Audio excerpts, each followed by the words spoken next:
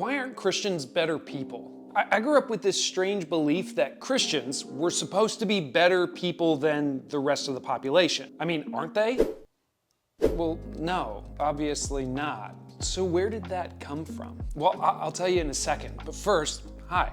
My name's Corey, and I'm an ordained minister and a church planter, and I'm the pastor of RedeemerOnline.Church, the channel you're watching right now. And it's my mission to help you understand and practice the Christian faith, especially if you don't go to church right now. If that's something you're interested in, hit the subscribe button right down below. So where did this belief about Christians supposing to be better than non-Christians come from? Well, at one point in his ministry, Jesus said to his disciples, "I am the vine, you are the branches. If you remain in me and I in you, you will bear much fruit, but apart from me, you can do nothing." There you go. Apart from Jesus, you can't do anything good. You can't do anything pleasing to God. In fact, he goes on to say in the very next sentence, "If you do not remain in me, you are like a branch that's thrown away and withers. Such branches are picked up and thrown into the fire and burned."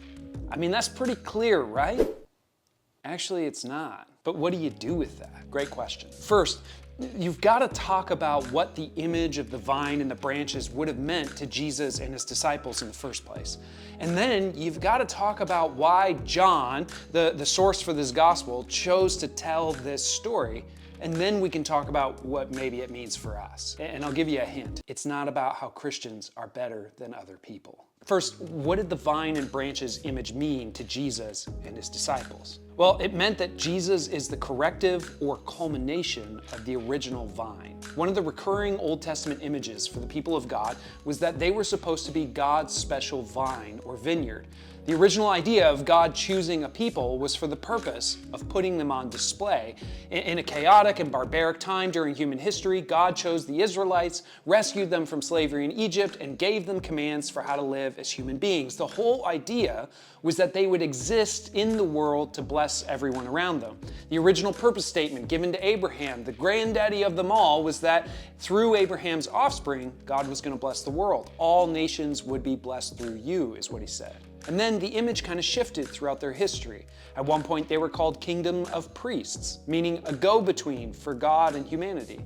They were also called a light to the nations, meaning a hopeful example in dark times.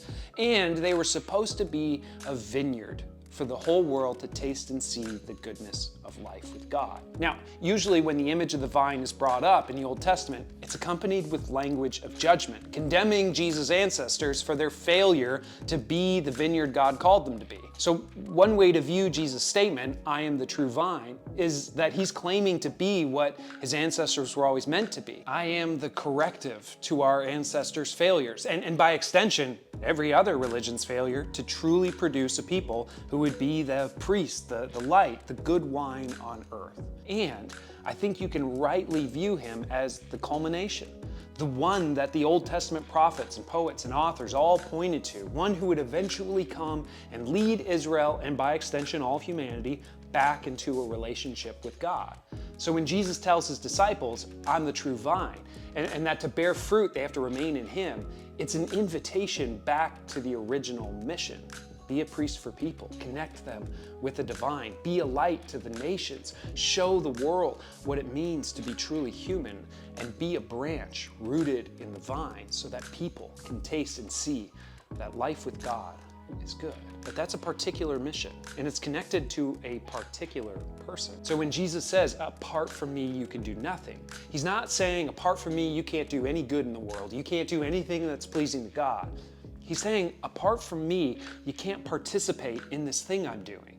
If you want to see vineyard fruit, you've got to stay connected to the true vineyard root. Jesus is claiming to be that corrective and culmination of Israel's mission, and he's inviting the disciples into it. Second, why did John tell this story? Well, the purpose statement of this gospel is the desire that every reader would come to believe that Jesus is the Messiah, Son of God, the one, so to speak, who would truly reconnect humanity with God, show us what it means to be human, and help us taste and see that good life. And so after the resurrection of Jesus, John went and planted churches that were centered on this idea. But later, different persuasive leaders and teachers showed up trying to sway his people away from the way of Jesus. They were literally anti-Jesus. anti-Christ, saying Jesus is not the one who's going to reconnect you to God. He's not the one who's going to show you what it means to be human or help you taste and see the good life. And that was leading to all kinds of division and infighting. His communities were literally tearing themselves apart. So in that environment, it would make sense that John would emphasize the time when Jesus told his disciples, hey, this dream that we all have of a world made right, the vision of what we're called to be as priests, as lights, as vineyards, I'm that guy. Stay rooted in me and you'll see that fruit. But if you opt out, understand that if you're not a part of me, you're not a part of that mission. Which, by the way, was pretty common rabbi-disciple speak. The whole goal of the rabbi-discipleship relationship was for the disciple to become like the rabbi, to be formed and then to learn to live like the rabbi did. And in order to do that, you got to stay connected to your rabbi. You got to remain in the vine. That's what Jesus is talking about here. So what does that mean for us? Well, I think it's a question of root and fruit. Every single one of us is rooted in something. We're all grafted into some vine, whether we are consciously or unconsciously, intentional or unintentionally, wise or foolish or religious or not religious, we all root ourselves into something that we hope will give us life and direction, meaning and a sense of self, an identity, a community, and a purpose. So this statement from Jesus begs the question, what are you rooted in? What vine have you been grafted into? And I'd be remiss if I didn't say this. Every vine comes with demands and commands. Whatever worldview you're rooted in, the thing that's giving you a sense of identity or community or purpose, it all has a list of demands. And Jesus was no different.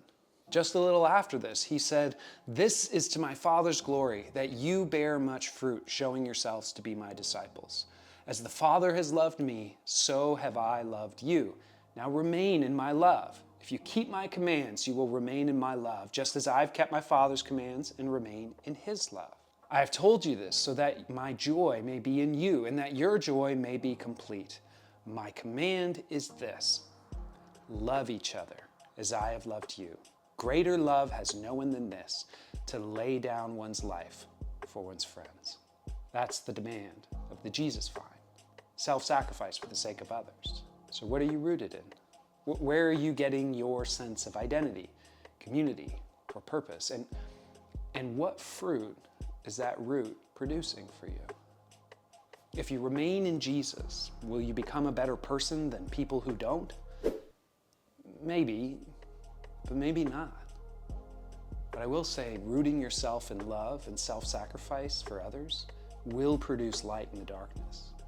It'll give people a glimpse of the divine in you that they can connect with. And it'll give people a taste of heaven on earth. That's it for this one. Thanks for watching. We'll see you next time.